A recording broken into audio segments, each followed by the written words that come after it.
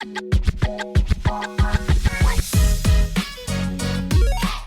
podcast friends. This is Dr. Steve Hewlett with the podcast Simple Healthy Choices for Weight Loss, where every week we help people who have realized that as their health has been declining over the years, the number of medications they are being prescribed is increasing. We realize that even though the path to better health and a medication-free life may be very simple, it definitely is not easy. We truly want to help you change your habits and change your thoughts about what true health nutrition is. And now we can. We are so excited to provide you our new online Thrive Naturally Transformation course. This course is complete with 10 to 15 minute videos that will not only walk you through changing your home and mental environment, but also teach you how exactly different foods we put in our mouths can have devastatingly horrible effects on the body and how some have great healing ability. If you'd like to enroll in our new Thrive Naturally Transformation course, please go to our website, drstevehewlett.com, and click on the Work With Us tab at the top of the page. We truly are here to help you get off medications and start living the vibrant, pain-free life that you would love to live. Hey, welcome back, podcast friends. And in this episode, Theresa, my wife Theresa, is going to join me, and we're just going to talk about how you can actually plan for success. Anytime you're going to start any new big change in your life, especially if you're talking about weight loss or getting rid of medications or reversing disease states, there's going to be a big change you're going to have to do. You're going to have to do two big changes. You're going to have to change your thoughts, and you're going to have to change your environment. Get rid of all the stuff that's in your thoughts and in your environment that's going to keep you doing your old ways, because now we're going to put all new ways. So we're going to tell you just real easy ways to do that. Right. And, one of the things that we talk about, or definitely in our course, we talk about finding your why. And that's so important because at the beginning, usually people are super excited to lose weight and it's easy, especially maybe the first 3 or 4 days. You started on a Monday and you're doing good till Thursday. And then something happens, like somebody calls for you to go out to dinner, or it's just the weekend rolls up, or your kids are hungry for something different. I mean, there's so many things that can happen. And if you do not have a strong why, you will revert back to your old ways. And so you have to keep reminding yourself why you're doing what you're doing. You have to think into the future for that. And one of those ways is to write it down and to look at it every day. Yep. And to feel excited about it. You need to have really good feelings about it, because if your feelings are negative, which just sounds weird, but your feelings could be negative about your why. So Just remember, it needs to be good, happy feelings, excited feelings about your why you're doing this. And that will help you to stay on track. Right. Doesn't mean you have to do things perfectly, but just remember that why will get, even if you fall off for one meal, you can get right back on. Right. And we actually did a podcast kind of on this, is podcast episode 74 called Pre-Decide to Commit to Yourself. Because that's really what this is. That's what your why is. You're committed to yourself saying, I want my future to be better than my past. I want to be better in a year than I am now. And that's what you're trying to do, is you're wanting to improve something. So you have to change these thoughts. And so as well as changing your thoughts, find your why, knowing exactly why you really, really want to commit to this. Like Theresa said, there's going to be some stumbling blocks coming on, and you need something that you're going to be able to focus back on and get right back to it, so you know exactly why you're doing what you're doing. And we'll talk a little bit more about that just a little bit later in the podcast also. But the other thing you need to do besides changing your thoughts, you also have to change your environment.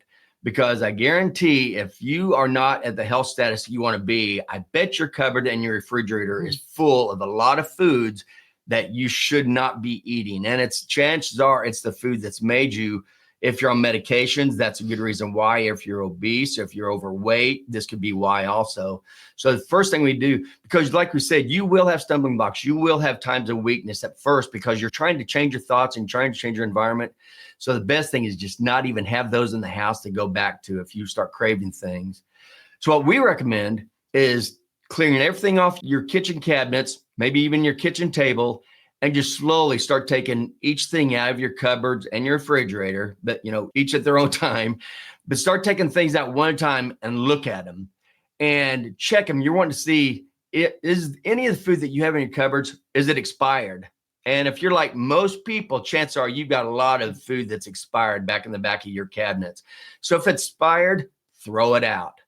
On the ingredient list, okay, this is going to be really important, because as you're looking through the ingredient list, if there's anything on there that says vegetable oil or seed oils, and they put that in everything in man-made products, if you've got anything in a box, bottle, bag, or can, chances are there's going to be vegetable and seed oils in there. Throw that out. That is actually toxic. And you really don't want to give this to anybody else also, because it is toxic. You're actually putting toxins in your body. Right. And just to clarify for some people that don't realize, the seed oils are like canola oil, soybean oil, Safflower oil, vegetable oil, Crisco. Yeah. Right. Things like that. Because some people don't realize what those oils are. So your good oils would be avocado oil, coconut oil, olive oil. And those are fruit. Those are fruit oils, because all three of those are fruit. So those are fine. So just to clarify. No, go ahead. And then lard and tallow. So lard is pig fat and tallow is beef fat, basically. And those are all healthy, full fat cottage cheese. Those things are good. It's the no fat, low fat. That's the stuff you want to get rid of, because as they take the fat out, they put more sugar in, and sugar is what's killing everybody. Which goes to the next thing. What were you going to say? No, go ahead. That's the next thing is sugar. So anything that says it has sugar, high fructose corn syrup, anything that ends in ose, because ose means sugar, basically, if, maltose, dextrose, anything like that, that's a sugar also. And then there's also maltodextrin. They tend to put maltodextrin in a lot of these ultra processed man-made foods. And maltodextrin is horrible for you. So anything with that in it, take that out. Right. And then the food colorings, this is causing a lot of issues with our children, just and adults as well. But the food colorings, just, you've heard of the red dye. Yeah, red dye number 40. Yeah. So just check on those things as well. They really are. It's being well known. In fact, that's why they're trying to get red dye taken out of the food in the United States, because a lot of other countries, they don't allow these in their foods anyway. They actually use natural food coloring. We're the ones who use these chemical dyes. And they do have many, many adverse effects. And again, I talked about that in episode 130 on hidden dangers of food colorings. And a big one is the red dye number 40. It's been proven over and over again that this causes severe hyperactivity in children. So if you're feeding them anything with, cereal, Pop-Tarts, fruit juice, anything like this in the morning that has these red dyes in it, then they go to work and they're all hyper. School, and they're all hyper. Well, now what's the next thing? Well, now you take it to the doctor and now you get put on ADD meds. It's horrible when all you really had to do is just quit feeding them this toxic stuff with these food colorings in it. So that'll be another one. And then go ahead about the labels. If you're looking at your label and most healthy food doesn't even have a label. Real God-made meat, real fruit, real vegetables. Those don't have labels on them. You know what this is. It's called single ingredient foods. And that's really what you want to do. There are some things that are healthy that may have 2 or 3 ingredients, if it's just like salt or something like that. But if you've got a great big long list of more than 5 ingredients and there's stuff on there that you don't know, chances are that's a chemical. And if it's a chemical, it's foreign to your body and it will put inflammation into your body. It'll cause your body to think there's something wrong with your body and it's going to try to get rid of it. And, one of the comments that we get about this, like clearing out your refrigerator and your cabinets, is that's a waste. You're wasting food, wasting money. And so what we tell people is if you really want to not throw that food out, then eat it. But then when you go to replace it, like if it's some sort of a ketchup or mayonnaise, get something like Primal Kitchen, something that's made with avocado oil versus the soybean oil and the canola oil. So just know, and then of course, if they're in bags, boxes, bottles, and cans, then just don't buy those again. If you really have something against throwing out all that food, which is perfectly fine. Right. But do remember, you're throwing it out because it really is toxins. So do you really want to eat it now? Do you really want to give it to somebody else? That's a choice that everybody's going to have to make on their own. And speaking of choices, the whole thing, what we're wanting to do as we go through this podcast is we don't want you to get decision fatigue. We don't want you every single day you're thinking, oh my God, now I have to do this. Now I have to do that. Oh, I'm so busy. I've got meetings. I've got too many things to decide about. I don't have time. I'm just going to go through the drive-through. That's what we don't want. We want you to be able to plan ahead so you know what's going to be coming up. And there's different things you're going to do. There's different things you're only going to do like once a week. And then there'll be things that you're going to do daily. So we'll kind of go through those. Right. So the once a week is like if you go to the grocery store once a week or once every other week, you're going to plan ahead and you're going to be thinking about what type of meat you need to have in your house and vegetables and fruit. Eggs are included in that and yogurt. So cheese. Right. Cheese. And so just think of those things ahead of time. It's like you're wanting to have some, and we have recipes that you don't have, just like people are so upset about spaghetti, which we just had last night. And we just use different noodles. You can make it with zucchini noodles, or there's some brands like Miracle Noodle that's not made with any carbohydrates. So there are other things out there, and we would help you with that. But just so you know, you can hamburgers. We do a lot of meatballs. But anyway, just so you know, there's lots of options. Just be thinking ahead. So that's once a week you're going to go to the grocery store. And once a week. So first, once a week, just sit down and look at your entire next week, every single day. What do you have going on that day? What would you like to eat that day? Just one day a week. Do it on Saturday morning or whatever. Look at what you want to eat every single day, and then go to the grocery store that weekend and buy all those things. So now you know it's in your house. You know the good things are out. You know the bad things are in. You already know what you're going to have. And that's going to be one thing you can do. And then we'll talk about what you do daily also. But if you could just do that one thing, plan all your meals for the week and go buy all the stuff for the week so it's actually in your house, it's going to make your decision making so much easier. Yeah. And another thing we do is then every night. So we had done a weight loss program years ago, and this was one of the things that they recommended. It was a 12-week program, and we did it. And so every single night we planned what we were going to eat the next day. And then the next day we wrote down what we actually did eat on that day. And what time we ate it. That was important too. And so it was like, and it was at the time, it felt like, because we stuck to it. And at the time, it just felt like, oh my gosh, all this work. But then it becomes a habit, which is part of the decision fatigue. Because once things become a habit, you're no longer making these decisions. They're just what you do. Yep, that's perfect. And that's why we say, plan your meals for the whole week on one day of that week. However, we also say, look every single night on your next day, because you know how things go. Things may change, on a dime. Maybe yesterday you went to work and found out you've got a big meeting today or whatever. If there's something that changes, then you'll know that night. It's like, okay, I'm going to have to change what I thought I was going to eat because I'm not going to have that kind of time. And just kind of switch things around, because you already have the food in your house, so you can switch things around if you want. But again, we don't want you to wait and go in that next day and say, oh my gosh, there was a meeting here and I was supposed to be eating this. And now I can't do it. And then y'all, freak out again. So just plan once a week, all your meals a week, and then every single night, what you're going to eat the next day if things have changed. And then when you wake up, remember we told you about writing down your why. Actually put pen to paper so you can write it. Put it somewhere where you're going to see it. If you go to the bathroom the first thing in the morning, then keep it in the bathroom. And while you're sitting there, you can just read your why. You recommit to the commitment that you gave yourself. We really want you to do that every day, in the morning when you wake up and at night when you go to bed. If you just keep doing that, you know your why. If you do that every single day, twice a day, when these things come up that are kind of stumble blocks, hopefully that's going to click right in your brain and say, no, it's not worth it because I am committed to myself. So, and a lot of people think that if they have to work out, if they have to lose weight, they have to work out. That is not true. Okay. You do not have to work out. Working out is wonderful. It's great. Everybody should, but everybody in their own time, because some people, if you're used to working out, definitely keep working out. It's wonderful. If you have never worked out before, this is not the time to start. And it doesn't matter. Working out is not what's going to burn the fat out of your fat cells. Your nutrition is what's going to burn the fat out of your fat cells. Okay.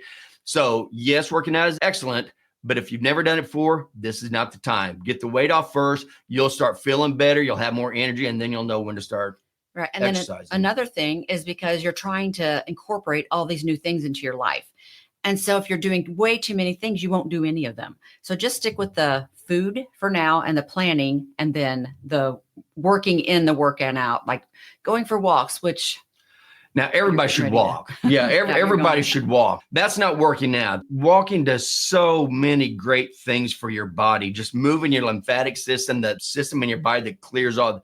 It's kind of like the trash service. That's what your lymphatic system is. It's a trash service. It comes through, gets all the debris, all the chemical debris that's been happening through your body all the time, and it pumps that out of your body. It does a lot more than that too, but that's one way you can think of it.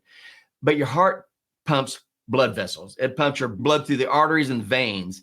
Your lymphatic system doesn't have a pump. So your lymphatic system, the only way it moves, flows through your body and out of your body, is when you physically move. The muscles contracting is what causes that to pump through. So walking has so many good things. And if you can do this, if you could incorporate walking in the morning, that would be even better. As soon as you wake up, just put on some clothes and go out for a nice walk out in the sun. This does so many things. It gets you get vitamin D from the sun, which is extremely important. Vitamin D is so important. And most people are so vitamin D deficient because they never get out in the sun. And when they do, they lather all this chemical sunscreen all over their body. So they still aren't getting all the benefits of the sun. And there are a ton of benefits from the sun. So get out early in the morning. Don't put sunscreen on. Just get out there and just stay out as long as you can. If you feel like you're starting to get red, you can always come in. But you're going to get vitamin D. You're going to get the ultraviolet light. You're going to get the red light. You're going to get it also by walking outside. It's reset your circadian rhythm. So your body gets set on the right course from the very beginning. And I've done podcasts on these. Episode number 29 is called Why is Moving Your Body Important for Infection, Nutrition, and Swelling? And if you have any trouble with swelling in your legs, lower limbs, or anything, you've got to listen to this because this has a lot to do with it because people just don't move the way they used to. And if you're going to do it. So we have, the Apple Watches. And so we like to track how far we walk. And like Steve even made us a chart. And so we write it down every night. We have a certain goal. And so you can track how far you walk. It can be fun. Now it can be a little, for some people, you don't want to become obsessed with it, but just start increasing your walking. If you are walking 2,000 steps a day right now, is that a mile? 2,000 is about a mile. About a mile, 2,500. It depends. But you don't have to have one of these. But if you know you've walked a mile or 2 miles, but if you only walk a mile a day, just with your, going in and back and forth to work, what you do in your house, those types of things, usually people do about 2,000 steps. So then you don't want to go to 10,000 steps. You want to just gradually increase. I don't even know, 2,500. And there's different ways you can do that. And even if you can't walk that far, say you can only walk down your sidewalk, then walk down your sidewalk. Just do that. But know how much and then as you start feeling better, maybe I could go down 2 houses and back or 3 houses and back. I mean, you just slowly want to increase so you can get your body moving more and more, each day. I forgot what I was going to say. Well, and then, going back to the name of our podcast, it's planning ahead. So plan that in as well. Plan in that you want to go for a walk. Right. On lunch breaks, after dinner, that's a great time to walk is after you've eaten dinner. So even if it's just 10 or 15 minutes, it doesn't have to be an hour. And if you can take the stairs instead of the elevator, when you go to the grocery store, don't park at the very nearest parking spot. Park the farthest one away and walk into the store and walk back. You'd be amazed at how much just these little tweaks and things you do when you get it out of your mind, like, oh, I don't want to walk very far. I want to get as close as I can to think, oh my gosh, I need to get my steps in. I need to move my body. It's going to change everything. And you're going to start finding all kinds of ways that you can do more walking by just parking further away or taking the stairs or whatever. So that leads us to our daily things. And again, these are things that we want, if you can just write them down, set up what you want to do every day and every week, and make it so you, like she said, you make it a habit so you don't have to make all these decisions all the time. The one thing, every single day, we haven't talked about nutrition, but all my podcasts are about nutrition. But we totally believe in eating only God-made food. That's real meat, real fruit, and real vegetables. Okay. So anything that comes from an animal is fair game. That's awesome. So you were talking about cheese, cottage cheese, Greek yogurt, butter, ghee, those are all good. Tallow, lard, all those are good. All the stuff that comes from an animal, those are good. What you want to stay away from are all the things that comes from plants, unless it's real fruit, real vegetables. And if you do eat fruits and vegetables, which you don't have to, but if you want to, eat the fruit, eat the vegetable. Do not drink those. Once you blend those down, you swirl it down, you do it into a liquid, you've already run a lot of the healthy things you're going to be getting from the fruits and vegetables, and you're actually making it more toxic. So eat the fruit, eat the vegetable, and don't drink it. Another thing is no snacking. So if you're going to eat 3 meals a day, just eat breakfast, lunch, and dinner, normally 4 to 5 hours in between, whatever, but no snacking. So that's very important. And like she said, 4 to 5 hour, was that where you had more on that? Yeah. No. And the other thing with that is if you want to really supercharge your weight loss, remember the whole purpose of weight loss, the whole thing about your body how it burns fat is keeping your insulin levels low. Because again, when your insulin levels are high, you force your body to store fat. When your insulin levels are low, you force your body to burn your own fat for your energy source. And that's what you want to do. So what makes your insulin levels go high? Blood glucose. Putting glucose in your blood is what makes your insulin levels go high. So what puts glucose in your blood? Putting glucose in your mouth. How are you putting glucose in your mouth? You're eating plant-based foods. All plant-based foods are carbohydrates, and the basic building block of all carbohydrates is glucose. So if you're having trouble with glucose, like you're a type 1 or type 2 diabetes, just quit eating plant-based foods. I mean, it's really that easy. If you are, eat the plants that grow above the ground, okay? There's not going to be as much glucose in those as there is in plants that grow underneath the ground, like potatoes, sweet potatoes, beets, carrots. Those have a lot of starch in them because that's the nutrient source for the plant. But starch are just long chains of glucose. So when you eat something that grows underneath the ground, you're putting a lot of glucose in your system, which means you're raising your insulin, which means you're forcing your body to store fat. So to go along with all this, one thing you can do to keep your insulin levels low is to eat all your meals in like a 6 to 8 hour time period, whether it's 1, 2, or 3 meals, that's up to you, but eat that all within a 6 to 8 hour time period. And then you'll have all the rest of the time, which also includes your sleep, how much time you sleep. All the rest of the time, all you're going to have is water, unsweet coffee, or unsweet tea. And that'll allow for your glucose to come down in your blood, and that's going to allow your insulin to come down, and that's going to allow you to start burning your fat again. So if you stick to God-made food, mainly animal-based foods, and you also eat all your meals within a 6 to 8 hour time frame, you're going to be amazed at how quickly your glucose is going to reset, your A1C will come down, and your fat's going to come off. But you're eating protein, so you're not having to worry. There's a big difference between weight loss and fat loss. You do not want weight loss because most people, the way they do weight loss is they restrict calories. They just quit eating as much. Just like all these people on Ozempic and all these GLP-1s, they're starving themselves is what they're doing.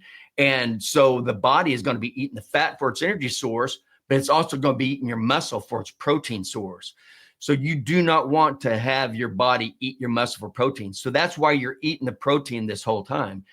Eat your protein and let your body eat its own fat. So now you're going to have fat loss without actual muscle loss. And that's the whole key of what you really want to do. Go into water. Okay. Next thing is water. Water is very, very important. And I've talked about this. I gave a whole podcast on this called podcast number 17. Is water really that important? Yes, water is very important. You can get too much water. I've seen little girls walking around with a gallon jug of water saying that's what they're trying to drink that day. No way. You are not supposed to drink that much. You can dilute out your electrolytes and can actually make things worse. So you can get too much water. The amount of water you should have is take your ideal body weight, not your actual body weight. So if you weigh 250 pounds and you know you should weigh 180 pounds, use the 180 pounds. Divide that by 2, so that's 90. That means you need to drink 90 ounces of water every single day, okay? And an easy way to do this, so you're not sitting there counting ounces every single time you drink, is get you a water bottle. If you get like a 30-ounce water bottle, then all you know is you just need to have 3 of those a day. And that'll be perfect. And before I forget, also, I don't know if I told you back on time-restricted eating. If you want more information on that, I gave a podcast on that also is podcast number 93. It's called The Role of Intermittent Fasting. And there's intermittent fasting, time-restricted eating. It's the same thing, basically. So don't worry about that. And then the other thing you need to do every day is you need to decide what time do you need to get up the next morning. What time do you actually need to get up for whatever you're going to do? If you're going to go walking, if you're going to do anything else, and then count back 8 hours. And you really need to get to bed 8 hours before that time, at least 8 hours before that time. Because that's what happens. A lot of people start new things like this for their day, and they thought, well, I'll just get up earlier. But they still go to bed at the same time. So now they're not getting all their sleep, and sleep is extremely important. You have to have your sleep. And so now it just makes you tired for the whole day, and then it's going to ruin everything. So make sure if you know what time you need to get up in the next morning, you plan at least 8 hours prior to that you are in bed, 8 or 9 hours that you're in bed so you can get good night's sleep. And another thing with the planning ahead is like plan what you're going to wear the next day. So if you're going to go for a walk first thing, have out some clothes to walk in, or then put out your clothes you're going to work in. Just go to work in. This is part of the decision fatigue that people come into. It's like they get up and they already are having to decide. It's like, no, it's already been laid out. You made this plan last night with your front of your brain. And because this is what you want to do. But what happens is you're tired. Sometimes you had to get up, maybe got up early because you didn't go to bed on time, but your workout clothes are just right there. They're ready to go. You just put them on and just go walk. So that's part of the planning ahead. Right. And it is so important if you do this.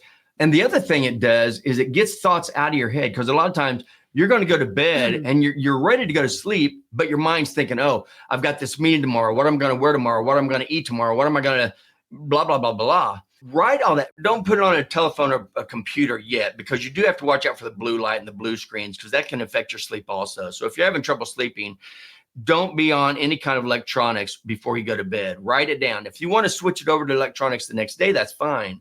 But be thinking about just like Theresa said, what are you going to wear? Already have it planned out. What are you going to eat? Already have it planned out. What time and what foods are going to eat the next day? Have it all planned out. It's all written down right before you go to bed. If there's a meeting that you need to get ready for, there's something you need to do, write that, get that all out of your head, put it on pen and paper, set it on your nightstand. And now you can clear your brain and you can be ready for a good night's sleep, which is so important. Again, for the circadian rhythm. I won't go into that. And then also make it dark. So you have little lights, cover the little lights up. We'll put a blanket over something, or you could put some tape, whatever. Make it dark in there and make sure your room is cool. So that's different for everybody. We like ours about 68 degrees. I could handle a little cooler sometimes, but just make sure that it's cool. We have a fan, you can turn your air down, just whatever you need to do.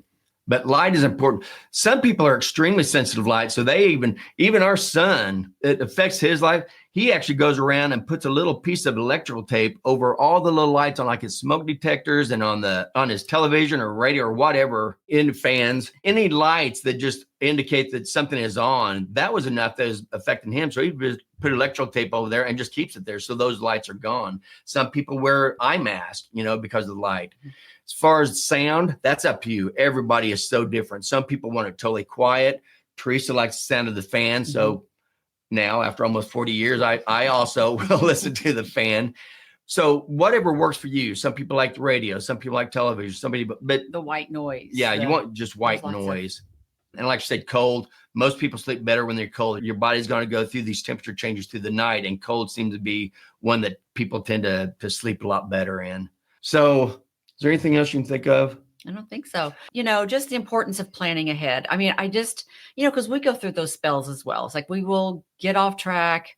You've been on vacation, you've done all these things out of your normal routine, and then you try to get back to them. And it can be challenging, but it can be done. You just need to start planning ahead. And so that's what we'll do to get back on track. We plan ahead. It's like, okay, we need to start planning. So he has it in his phone. On Sundays, we talk about what we're going to eat that week. You don't have to talk about it with other people. I mean, if your spouse isn't interested, but you have to look at that. And then every single night, just start writing it down.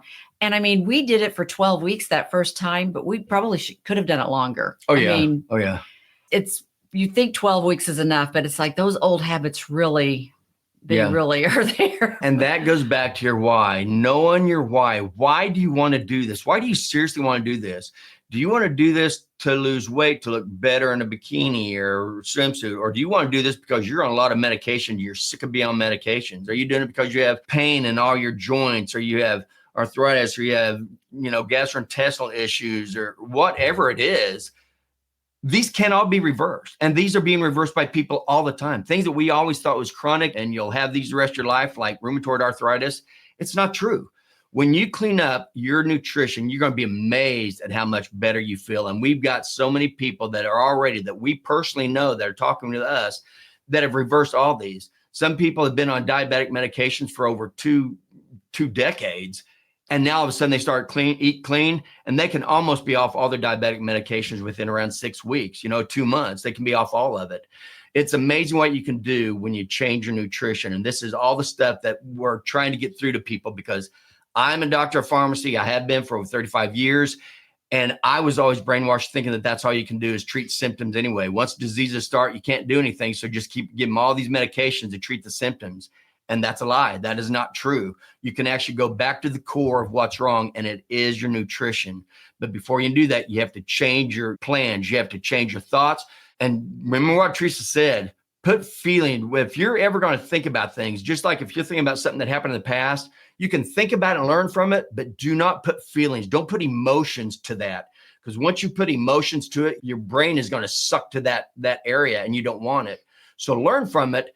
Put your emotions, your feelings, put that to your future. Say, I am going to get in shape. I am going to get off this medication. I am not going to be a type 2 diabetic anymore. Get that drilled in your head. So when you come up on these things, you're strong. You say, yes, I know my why, and I'm not going to put up with all that kind of stuff because I feel so good right now. And that is really what we want from you. Yeah. And for you. For you. Okay. So I guess that's all we have today. You have anything else? Yeah. So just plan ahead, and it'll just kind of start creating these new grooves in your brain, and it won't be work anymore. No. It'll just be habit. And you'll be amazed when you do this. The quicker you come off carbohydrates, the quicker you come off plant-based foods and stick to only real fruits and real vegetables and the vegetables that grow on top of the ground. Once you do that, and even if you, and especially if you put in this intermittent fasting, you're going to be amazed at how quickly your energy and your weight and everything is going to come around to the way you want it. More energy, less fat, and you just feel better about yourself in general. And that's what we want. So as always, thank you so much for listening. Have a fantastic week. And as always, make simple, healthy choices to live a quality life.